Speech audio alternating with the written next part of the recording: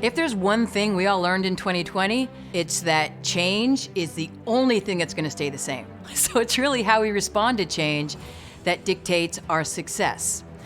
So when I started thinking about what I could share with businesses who are going through these incredible times of challenge and change, I thought back to the Fast Company magazine article. They took a look at the world's most consistently high-performing extreme teams with an eye toward discovering how did they not just accomplish their mission, but continue to be at the top of their game.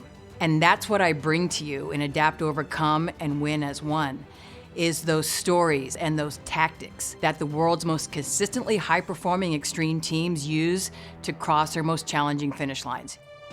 They have traveled here from every corner of the world for 10 non-stop days and nights. They must hike, mountain climb,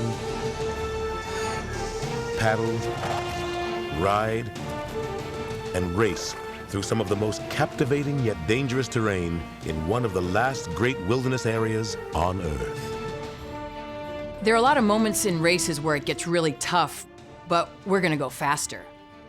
We're gonna paddle harder because we know that's where the competition is gonna slow down a little bit. You know, when they're really challenged, when they're really facing the unknown, that's when they're gonna get slower. But for us, that's when we would make a conscious decision to speed up. When you're in the Class 5 whitewater, when you're mountain biking through really challenging terrain, you know where your stability comes from? Speed. It comes from going faster.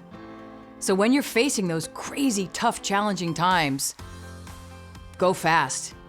One thing that I think all of us have learned in 2020, we're never gonna be defined by the setbacks. We're always gonna be defined by our comebacks.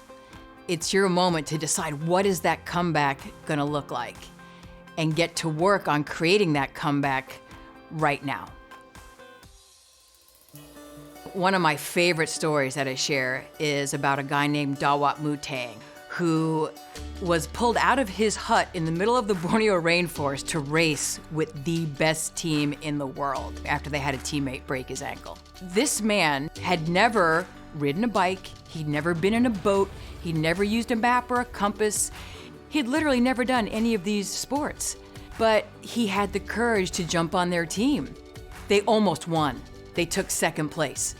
And very often, the new person or the rookie or the outside resource can bring such an interesting, and unique background or perspective that they can often be the linchpin, to your team's success. There's also a lot in Adapt, Overcome, and Win as One about adapting. So a lot of our success is about our creativity and our ability to innovate and our agility. And my favorite story, we were neck and neck with the best team in the world. And when we got to the final section where we had to paddle to the finish line, we were given 2 inflatable canoes. And so our competitors grabbed their canoe paddles, jumped in their canoes, and they were gone down the river. And my teammate, Steve Gurney, turned to all of us and he said, "Hey guys, I got an idea. Let's swap out our canoe paddles for kayak paddles because that's our strength. And also tie our 2 boats together end to end." And between those 2 things, that boat was twice as fast.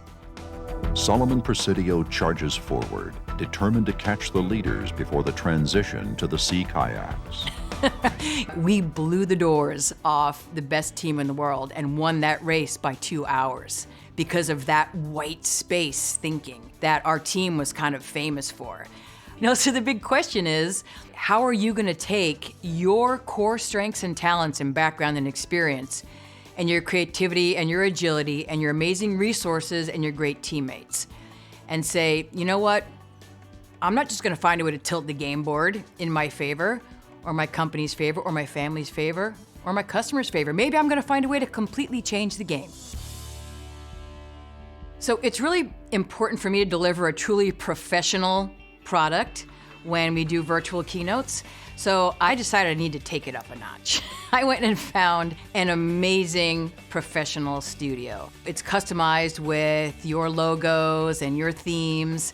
I have an incredible producer, and it's just like we have a full professional setup like we'd have if we were on stage.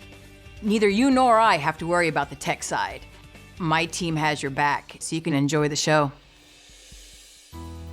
People see these teams and these leaders succeeding against all odds, like a woman on the top Japanese team that ripped her Achilles tendon. And most teams would have quit. Their team decided to see a challenge instead of a roadblock, and they carried her up and over the tallest mountain in Queensland, Australia. Hi, you aren't going to believe this. Team Eastwind taking turns carrying their female teammate up Bartle Frere. No lie, over. なんだろう、言葉なんですけども、倒れてのっちゃう。 I love the fact that all of those members of Team Eastwind had their injured teammate on their shoulders. They made her the hero. We don't inspire the people around us by showing them how amazing we are. We inspire everybody around us by putting them on our shoulders and showing them how talented and useful and worthy and amazing and courageous and smart they are. I love this new keynote because people are genuinely and deeply fired up. They're inspired. They want to take on the next adventure and not just survive it. They want to win this race, and they know that they can do it together. In their heart and soul, they know that if they keep their head up high, their heart open, they connect to the people around them, that anything is possible. That's something that is a gift that I can't wait to give your team.